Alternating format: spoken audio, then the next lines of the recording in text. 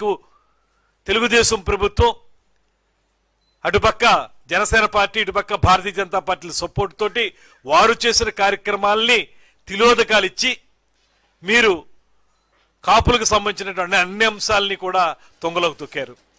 అంతేకాదు సామర్లకోటలో స్పష్టంగా జగన్మోహన్ రెడ్డి గారు ఈడబ్ల్యూఎస్ పథకాన్ని కాపులకు వర్తింపజేయం ప్రత్యేకించి అనేటువంటి మాట కూడా తేరతెల్లంగా చెప్పేశారు.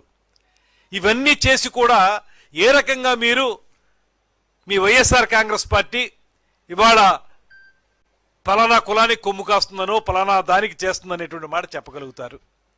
అదే సమయంలో అన్ని కులాలకి చేసిన విధంగానే కాపులకు కూడా న్యాయం చేసే విధంగా ఇవాళ కూటమి ప్రభుత్వం చేస్తున్న ప్రయత్నాన్ని మీరు ఎలా కాదనగలరు?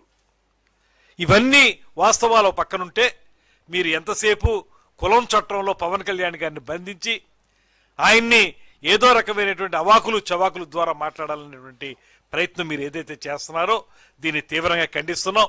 అంతేకాదు ఈ విధానం మీరు అలాగే కొనసాగిస్తే అసలు ఈ రాష్ట్రంలో ఒక పద్ధతిని తీసుకొచ్చిన వాళ్ళు మీరే.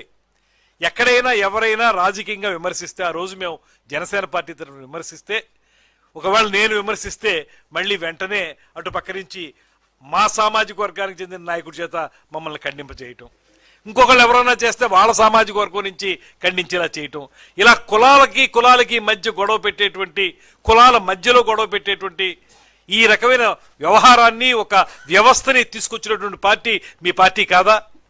ఏనాడైనా మీరు రాజకీయాన్ని సమస్యను దృష్టిలో పెట్టుకుని దానికి సంబంధించి పరిష్కారం కోసం మీరు విమర్శలు చేశారా? ప్రతి క్షణం కూడా కులాల కుంపట్లతోటి ఉండటానికి అన్ని సంఘటనలు జరిగినాయే. ఆ రోజున గిద్దలూరు నియోజకవర్గంలో వెంగయ్య అనేటువంటి యువకుడు వారి గ్రామానికి రోడ్లు కావాలంటే అతను అప్పుడున్నటువంటి వైఎస్ఆర్ కాంగ్రెస్ పార్టీ ఎమ్మెల్యే తీవ్రంగా మాట్లాడి బూతులు తిడితే అతను ఆత్మహత్య చేసుకున్న సందర్భాన్ని మీరు ఆ రోజు ఎప్పుడైనా ఎలాంటి సమావేశం పెట్టుకున్నారా? లేకపోతే అనేక మంది యువకులు బలైనటువంటి సందర్భంలో మీ ప్రభుత్వ హయాంలో ఎప్పుడైనా ఎలాంటి సమావేశాలు పెట్టారా? ఇవాళ మీరు ద్రాక్షారామంలో సమావేశం పెట్టడానికి, లేకపోతే మీరందరూ రోడ్ల మీదకి వచ్చి నోటుకొచ్చినట్టు మాట్లాడడానికి, గావు కేకలు వేయటానికి కారణం ఏంటంటే ఇక మీకు భవిష్యత్తు లేదనేటువంటి మాట అర్థమైపోయింది కనుక ఈ రకమైనటువంటి కార్యక్రమం చేస్తున్నారు.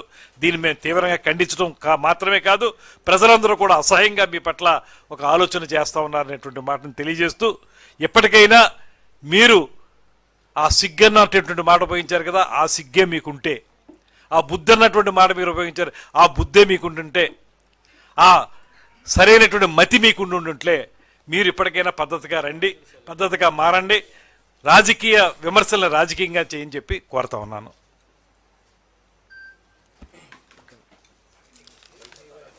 ఏది జీవో ఏముంది వెళ్ళచ్చా?